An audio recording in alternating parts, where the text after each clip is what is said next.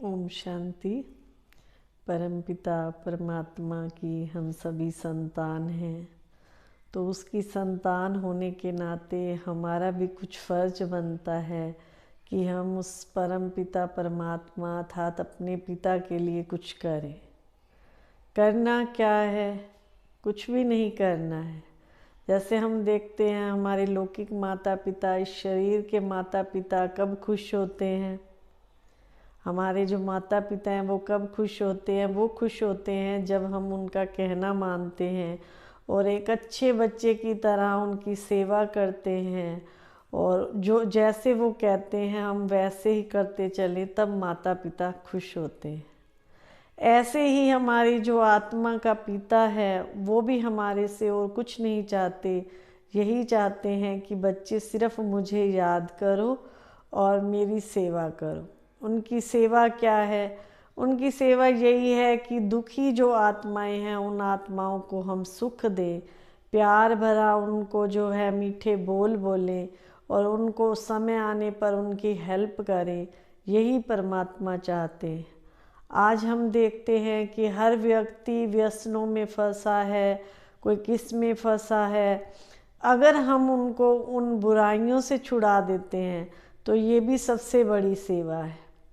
परमात्मा को और कुछ नहीं चाहिए, सिर्फ वो दो बातें कहते हैं कि एक तो मेरा ध्यान करो और दूसरा जो दुखी असहाय आत्माएं हैं, विकारों में फंसी पड़ी हैं, बस उनको छुड़ाओ। क्या हम अब अपने आप से पूछें कि हम उस परम पिता परमात्मा की संतान होने के नाते क्या मैं ये दो काम कर रही हूँ या कर रहा हूँ? हम सारा दिन रूटीन के शरीर के काम तो करते ही करते हैं, लेकिन ये दो काम हम करना भूल जाते हैं। जो आत्माएं उठते ही उस ईश्वर का शुक्रिया करती हैं, उनका धन्यवाद करती हैं कि हे भगवान, आज तूने जो है मुझे, हे परम पिता परमात्मा, आपने मुझे सब कुछ दिया, आपका शुक्रिया। तो अगर जो उठते ही उसका धन्यवाद करता है, सारा दिन उसको याद करता है, वो वाकई में ही परम पिता परमात्मा की सच्ची संतान है। और जो बिल्कुल ही याद नहीं करते हैं तो क्या वो परमात्मा की संतान नहीं है? हैं तो वो भी, ऐसी बात नहीं है, हम सब भगवान के बच्चे हैं, लेकिन एक होते हैं परमात्मा के क्लोज बच्चे। जैसे हम घर में भी देखते हैं कि अगर 4 बच्चे होते हैं, एक लाडला बच्चा होता है और एक जो है, बच्चे तो चारों ही हैं उस माँ के लिए, लेकिन एक लाडला होता है और एक, उसको हम ये शब्द नहीं दे सकते हैं कि नालायक बच्चा है।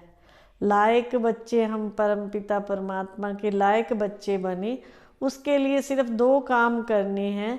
एक तो उसको याद करना है, कम से कम दिन में 8-10 बार तो परमात्मा की याद आए ही, कि जिसके पास हमने जाना है उसकी याद तो हमें रहनी ही चाहिए।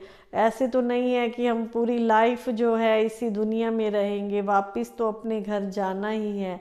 कोई अच्छे कर्म करके जाता है तो उसके लिए पीछे भी उसको याद किया जाता है और आगे के लिए भी उसको अच्छा जन्म मिलता है। सिर्फ 2 ही काम करने हैं लाइफ में, एक तो उस परम पिता परमात्मा का ध्यान करना है और दूसरा जो आत्माएं दुखी हैं, परेशान हैं, विकारों में फंसी हुई हैं, उन आत्माओं को हमने बुराइयों से, विकारों से छुड़ाना है। सच्ची सेवा ही यही है, जिसके लिए हम देखते हैं कि हम अपने ऊपर ही आजकल ध्यान नहीं दे रहे हैं। दूसरे का तो क्या ध्यान देंगे, अपने ऊपर भी ध्यान नहीं दे रहे हैं। जहाँ मन जा रहा है, व्यर्थ में जा रहा है, जहाँ जा रहा है मन को जाने देते हैं।